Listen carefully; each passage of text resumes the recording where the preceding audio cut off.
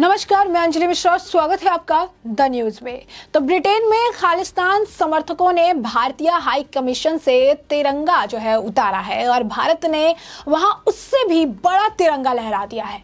दिल्ली में British high commissioner को भी तलब किया गया और साथ ही ये भी कहा गया है कि इस पर कड़ी से कड़ी प्रतिक्रिया होनी चाहिए और कड़ा से कड़ा एक्शन देखने के लिए मिलना चाहिए। आखिर पूरा माजरा क्या है, विस्तार से समझिए। खालिस्तानी समर्थक अमृतपाल सिंह के खिलाफ कार्रवाई के विरोध में लंदन में भारतीय हाई कमीशन में तोड़फोड़ की गई है। बता दें आपको कि कल शाम को सैकड़ों की संख्या में खालिस्तान समर्थक हाई कमीशन के बाहर जमा हुए, बिल्डिंग में घुसे और तिरंगा उतार दिया। भारत ने इस पर सख्त ऐतराज जताया और दिल्ली में ब्रिटिश हाई कमिश्नर को तलब किया। इस बीच हाई कमीशन पर अब पहले से ज्यादा बड़ा तिरंगा लगा दिया गया है। इससे पहले हाई कमीशन पहुंचे खालिस्तान समर्थकों ने हाथ में खालिस्तानी झंडा और अमृतपाल सिंह के पोस्टर लिए थे। पोस्टर पर लिखा था, फ्री अमृतपाल सिंह, यानी अमृतपाल सिंह को आजाद करो। वी वॉन्ट जस्टिस, यानी हमें न्याय चाहिए। We stand with Amritpal Singh, यानी हम अमृतपाल के साथ हैं। एक शख्स को तो खालिस्तान जिंदाबाद कहते हुए भी वीडियो में सुना गया है। विदेश मंत्रालय ने विरोध जताया कि भारत में विदेश मंत्रालय ने पूरे मामले पर सख्त आपत्ति जताई है। मंत्रालय ने कहा, हाई कमीशन के बाहर पर्याप्त सुरक्षा क्यों नहीं लगाई गई? सिक्योरिटी की कमी के चलते ही खालिस्तानी अंदर घुस पाए। ब्रिटेन में भारतीय डिप्लोमेट्स और एम्बेसी की सुरक्षा को लेकर ब्रिटिश सरकार की उदासीनता बर्दाश्त नहीं की जा सकती है। यह सीधे तौर पर वेयर कन्वेंशन के नियमों का उल्लंघन है। हमें उम्मीद है कि इस पर तुरंत एक्शन लेते हुए आरोपियों को गिरफ्तार किया जाएगा। प्रदर्शन कर रहे लोगों ने नारेबाजी भी की है जमकर। बता दें कि वायरल वीडियो में प्रदर्शनकारियों को नारेबाजी करते हुए भी सुना जा सकता है।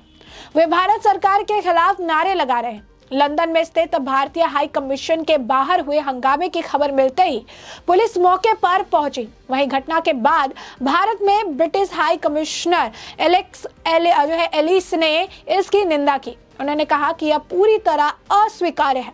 मैं ब्रिटेन में भारतीय हाई कमीशन के लोगों और परिसर में हुए हंगामे की निंदा करता हूं।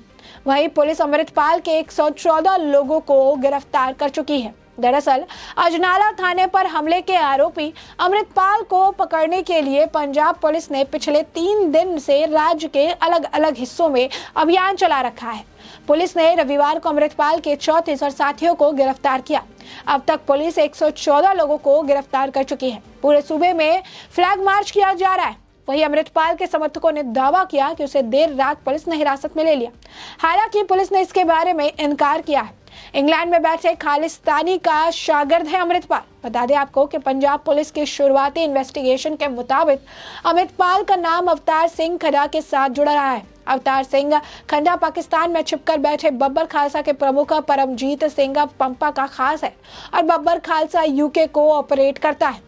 पुलिस को इनपुट मिले हैं कि बब्बर खालसा इन दिनों प्रोजेक्ट K2 पर काम कर रहा है। इसके तहत कश्मीर में भड़काऊ गतिविधियों के साथ साथ पंजाब में एक बार फिर से खालिस्तान मूवमेंट खड़ी करने की प्लानिंग है। तो पंजाब में खालिस्तान मूवमेंट को दोबारा जिंदा करने के मकसद से ही बब्बर खालसा इंटरनेशनल के प्रमुख परमजीत सिंह पम्मा और अवतार सिंह खड्डा ने अमृतपाल को पंजाब भेजा है। वारिस पंजाब के चीफ और खालिस्तानी समर्थक अमृतपाल सिंह पर पंजाब पुलिस की कार्रवाई के बाद ब्रिटेन में जमकर हंगामा हुआ। बता दें आपको कि इसे लेकर खालिस्तान समर्थकों ने लंदन में भारतीय हाई कमीशन के परिसर में भी जमकर हंगामा किया। इस घटना को लेकर भारत ने तीखी प्रतिक्रिया दी और दिल्ली में ब्रिटिश हाई कमीशन के उप प्रमुख को तलब किया। उच्चायुक्त एलेक्स एलिस इस समय दिल्ली से बाहर है। विदेश मंत्रालय ने एक कड़े बयान में कहा कि भारत को ब्रिटेन में भारतीय राजनीतिक परिसरों और कर्मियों की सुरक्षा के लिए ब्रिटेन सरकार की बेरुखी देखने को मिली है, जो अस्वीकार्य है। तो ब्रिटेन के राजदूत ने इसे लेकर निंदा भी की है। हाई कमीशन के बाहर खालिस्तान समर्थकों के हंगामे की भारत में ब्रिटेन के राजदूत एलेक्स एलिस ने निंदा की। उन्होंने ट्वीट कर कहा कि यह पूरी तरह स्वीकार्य है। उन्होंने कहा कि मैं ब्रिटेन में भारतीय हाई कमीशन के लोगों के परिसर में आज से शर्मनाक कृत्य की निंदा करता हूँ। इसके बाद आपको बता दें कि भारत ने भी इस पर कड़ा विरोध जताया है। मंत्रालय ने कहा कि ब्रिटेन से सुरक्षा व्यवस्था की गैर मौजूदगी के लिए स्पष्टीकरण की मांग की गई है, जिससे यह तत्व उच्चायोग परिसर में दाखिल हुए। विदेश मंत्रालय ने कहा कि उम्मीद है कि ब्रिटेन सरकार आज की घटना में शामिल प्रत्येक व्यक्ति की पहचान, गिरफ्तारी और मुकदमा चलाने के लिए तत्काल कदम उठाएगी और ऐसी घटनाओं की पुनरावृत्ति को रोकने के लिए भी कड़े कदम उठाएगी। तो स्पष्ट तौर पर अब देखेंगे तो जो वीडियो है उसमें देखा जा रहा है कि खालिस्तान समर्थक तो पहले खालिस्तानी झंडा लेकर परिसर में खड़े हैं, नीचे नारेबाजी कर रहे हैं और इसके बाद उसी में से एक व्यक्ति ऊपर चढ़ता है और हाई कमीशन के वहां पर लगा भारतीय झंडे को नीचे उतार देता है। तभी उसके अंदर आपको बता दें कि जो इंडियन ऑफिशियल्स है वो बाहर आते हैं, झंडे को खालिस्तानियों से वापस जो है छीनते हैं और उसके बाद खालिस्तानी झंडे को नीचे फेंक देते हैं। बता दें कि सोशल मीडिया पर उस इंडियन ऑफिशियल की भी काफी ज्यादा चर्चा हो रही है और लोग कह रहे हैं कि बहुत ही बेहतर तरीके से उसने डील किया, जहां उन्होंने भारत के झंडे को बचाया तो बचाया, साथ ही खालिस्तानी झंडे को नीचे भी फेंक दिया और इसी तरीके से वो डील करते नजर आए। वहीं दूसरी तरफ उन्होंने एक झंडा उतारा तो पूरी हाई कमीशन पर जो है 10 गुना बड़ा झंडा भारत का लहरा दिया गया, क्योंकि ये इन्हें बताने के लिए एक मैसेज था कि ये भारत पहले वाला नहीं है, भारत जो चुपचाप बैठेगा। अगर आप किसी भी तरीके से कोई भी एक्शन उस पर लेते हैं तो आपके लिए मुंह तोड़ जवाब जो है तैयार भी किया जाएगा। और भारत ने कड़ा रुख भी इस मामले में अपनाया है और सभी लोगों की गिरफ्तारी और साथ ही साथ मुकदमा चलाने और कड़े एक्शन लेने की भी बात कही है जो इस पूरे मामले में इन्वॉल्व थे। दूसरी तरफ तरह तरह की प्रतिक्रियाएं देखने के लिए मिल रही है। लोग इस कृत्य की काफी ज्यादा निंदा कर रहे हैं, इस तरीके के इंसिडेंट की निंदा कर रहे हैं।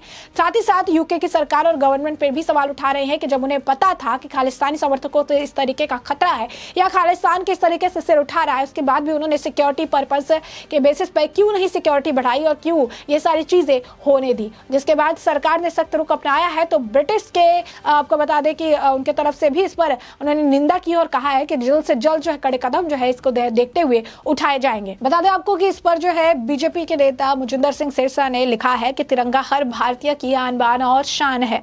जो असामाजिक तत्व तिरंगे के साथ दुर्व्यवहार कर रहे हैं वो किसी भी तरह से सिख भावनाओं के प्रतीक नहीं है। लंदन हाई कमीशन के बाहर हुई घटना की हम सब कड़े शब्दों में निंदा करते हैं। बता दें कि फिर इसी तरीके से जो है तरह तरह की प्रतिक्रियाएं देखने के लिए मिल रही है।